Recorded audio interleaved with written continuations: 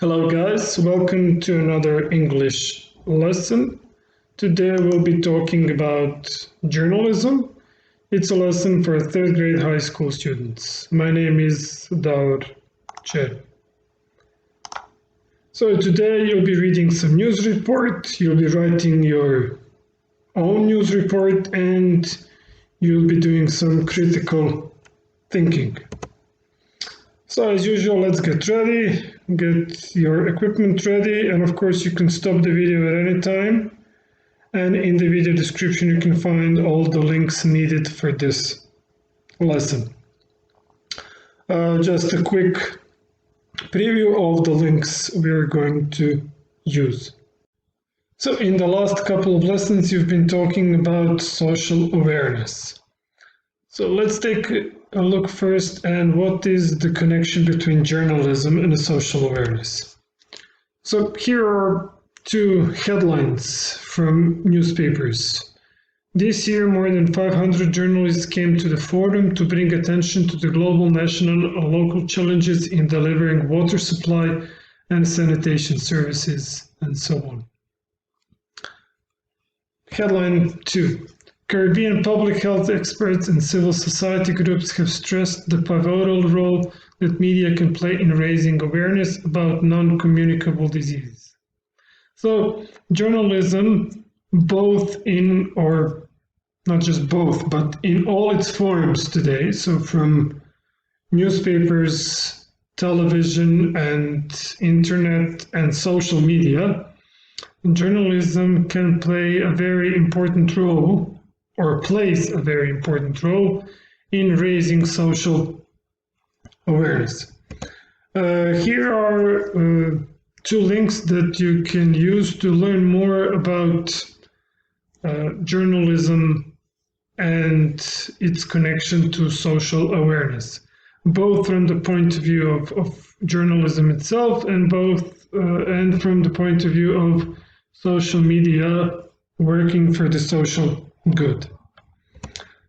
So, in the news on May 14th, even though we are currently in very dark times, in a dark period, I found four interesting topics on May 14th. The first one is about reopening of schools in Denmark. The second one is about barbers in New Zealand. Then we have the story of English football player Dele Alli, and a story about an actor, Hollywood actor Matt Damon, who is currently with his family in Ireland. So you can pause the video here and just check the stories. What are they talking about? So, what is the purpose of journalism? So we can say that the purpose is based on the function news plays in the lives of people. So why are news important in the lives of people? And news is that part of communication that keeps us informed of the changing events, issues, and characters in the world outside.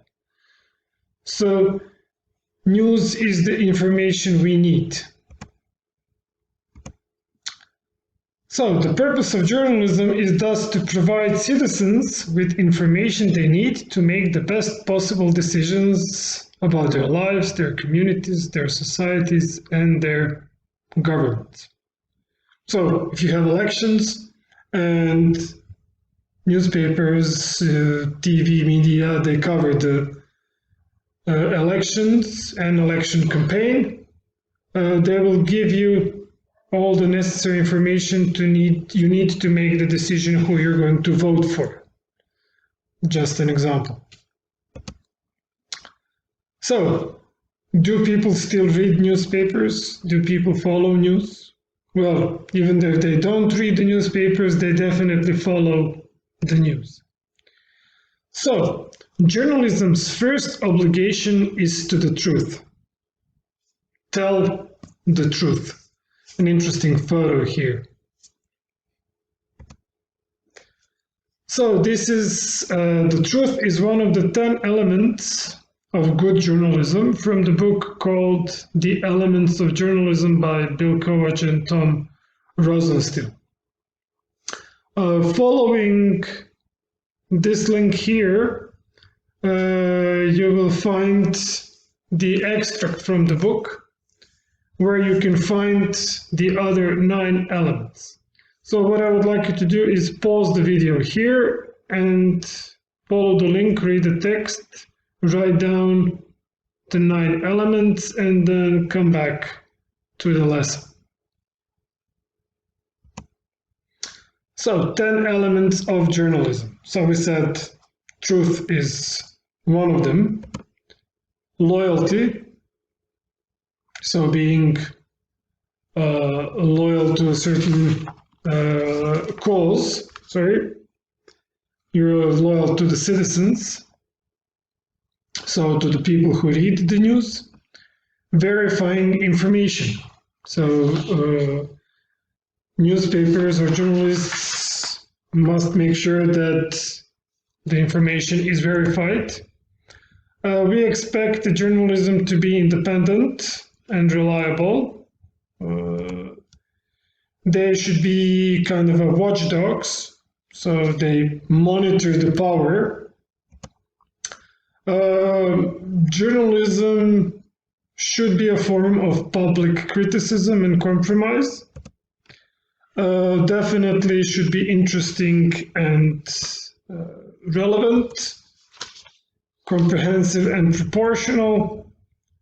It should raise the level of personal conscience, the elements of ethics and responsibility. Today, we can say that every citizen is a journalist. Due to development of technology, social media, smartphones, and so on, and the widespread of internet, every citizen has become a journalist.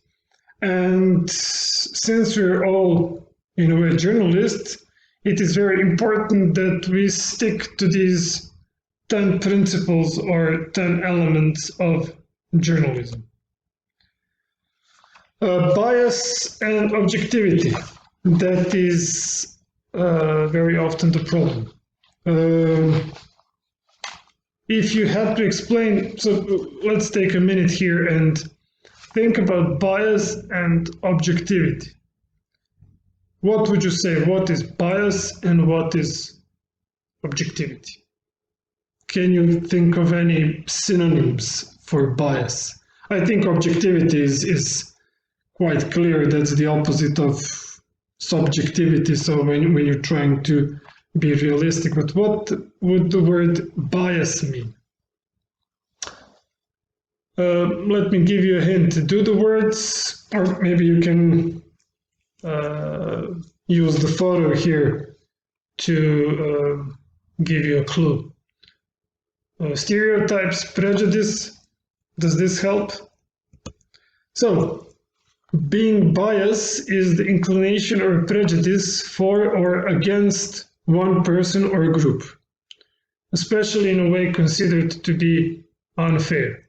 It means that, for example, you like somebody, so you're going to write everything positive about this person, or a group of people, or a cause, or something like that. So opposite to bias, we have objectivity, the fact of being based on facts and not influenced by personal beliefs or feelings. So a journalist should distance himself or herself from personal beliefs and feelings. So, talking about journalism, what makes a good story? Let's pause here and think about some of the things that would make a good story. So, as we said, interesting or important. A good story should be based on a storytelling technique. So it should be telling a story. It should be comprehensive. We already mentioned this. It should be complete. So there should be a beginning, a body, and the end, conclusion. It should give you some detail, maybe an element of surprise, and definitely last but not least, it should empower the reader. So the information you get from a good story should give you at least a feeling of power. Let's move on. Want to learn more about news writing? Visit the suggested links and practice your vocabulary phrases and test your knowledge on news writing. To continue, we'll talk a little bit about the black box system. So when somebody says black box, the first thing I think of is that little device you'll find on an airplane, which records the data from the flight. But today the word or term black box is used to describe a lot of things. Generally, a black box is regarded as a system or process that uses information to produce a particular set of results. But that works in a way that is secret or difficult to understand. So this is something that like not everyone can understand.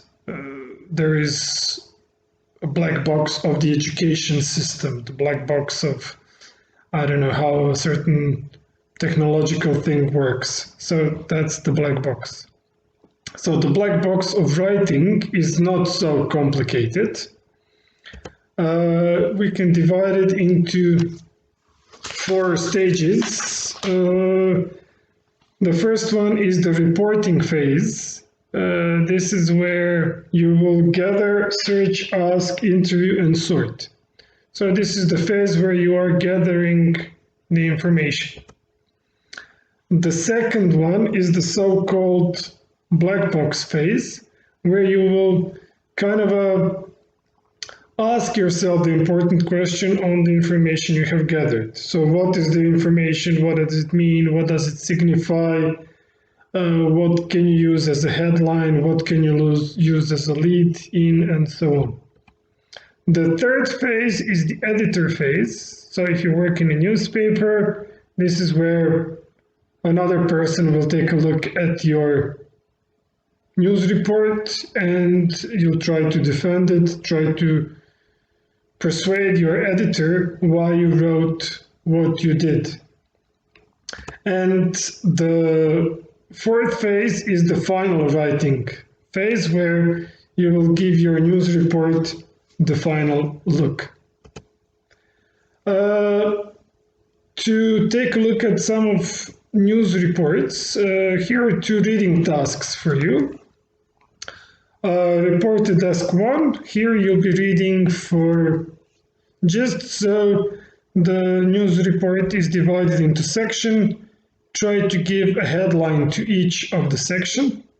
And reporter task 2 will give you a bit of a jigsaw reading. So the news has been divided into a couple of parts and you have to reorder them to get the whole story. So the famous questions of the news reporter. So who, what, how, why, where, when. So these are, people like to call them the 5 W's and an H. So the basic reporter's questions, this is what it all started from. And of course, a quote. The quote kind of makes your story more trustworthy and reliable. So what I would like you to do now is go back to those stories from the beginning of this lesson. So choose one of the stories. I listed the links here again. And read the story and find out if all these questions are answered in the story. So do you have the answers to the question who, why, what, where, when, how, and if the news report gives a quote. Moving on, writing a news report. So a news report can be divided into a couple of sections. So every news report has a headline. This is a part which catches your attention and kind of sums up the story. There is a byline. This is where you'll find the writer's name and some of his details. Lead is the opening section, gives most important information, should try to answer most of the W questions. Body, this is where the whole story is located, where detail is, important details comes first, of course, simple, true statement. And of course, a quotation, as we said, it adds accuracy and add the scene feeling to the whole story. So here is an example of a news report. The headline, Mystery China pneumonia outbreak likely caused by new human coronavirus. Byline, this was written by Conor Bamford, a research fellow, virology, Queen University Belfast. He is leading something that catches readers' interest, introduces topic, as we said, should try to answer most of the W questions. Then we have the body of the text. Of course, this is a shortened version of the body of the text. And just an example of a quote. So something that gives credibility to your news report. So, your assignment today will be to write a news report. In the previous lessons on social awareness, you could see an example of a campaign in a school dedicated to the Pink Shirt Day. Kindness is one size fits all. So a campaign on prevention of bullying. Then you can see a photo of Terry Fox run, school run. So the famous Terry Fox Foundation to fight or find the cure for cancer, started by a Canadian young fellow called Terry Fox, and in his memory, the Canadian government has organized the Terry Fox Run. So maybe you can write about something like that, or maybe you can organize a campaign for the International Day of Tolerance later this year in November, and you can write a report on that. So what do you have to do? So writing a news report, as we said, step one, start planning. For example, this Pink Shirt Day in the Zaprčić High School. What is happening in the picture? So we can see that it's a public protest. It's by the students in a school, and we have date. So it's a Pink Shirt Day protest and so on. So try to answer some or all of the following questions. Try to think of a quote or more information and think of a catchy lead paragraph. Step two, create a story. So introduce yourself, write your name. As we said, first you have to create a catchy lead paragraph. Please write in third person. Your body of the text should be 1 to 3 paragraphs, and make sure to include a quotation. Always a good advice, after you have written something, spend time to review it. So read it again and see if you're satisfied with what you have written. In the news reports, we will often find passives and reported speech. So you already talked about passives in this lesson. When the doer of the action or the subject is not important or not mentioned, we can use the passive voice. more often than in Croatian language. The object goes in the first place and the verb is transformed into a different form, verb be plus past participle. So in this case, you can see the object, these young people, we will put them in the first place and we will transform the verb have provided. So the sentence will then look like this. These young people have been provided with the opportunity to think beyond what the media offers. This is just one of the possible solutions to transform this sentence. If we want to add the dur of the action, we use the preposition by. Reported speech, when we don't want to use the exact words of the people we were talking about or the exact words on the story we are reporting from, we can use reported speech. So you remember Wendy from previous lessons. She works at the Zaopšte Center and she told us that it was established in 1998. So if we would like to report on Wendy's words, we would say something like, Wendy told us that Zaopšte Center had been established in 1998. There are a few things that we have to be careful when it comes to reported speech. There is a shift in tenses. Be careful of the pronouns. They change. Be careful of the time expressions. They also change when transforming from direct to reported speech. Here is another example. Wendy said, center responds to the needs of different groups of people. Can you report this?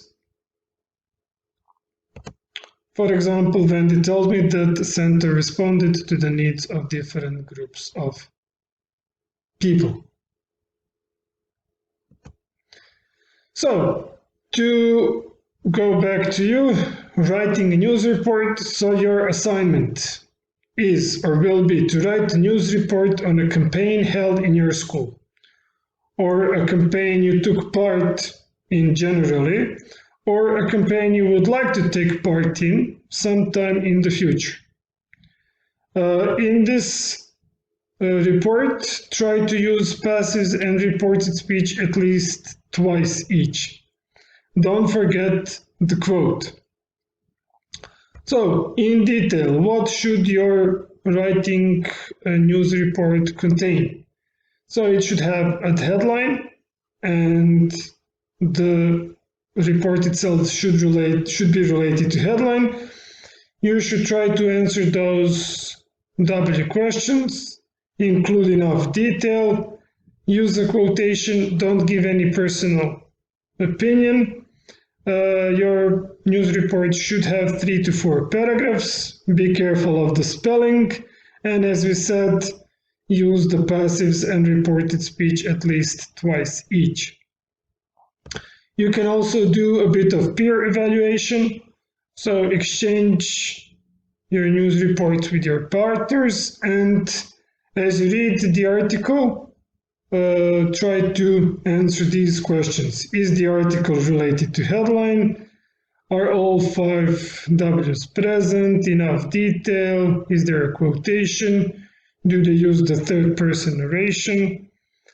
Did they use 3 to 4 paragraphs? Did they check the spelling, the use of passives and reported speech? Is there a byline? And is there a good lead paragraph?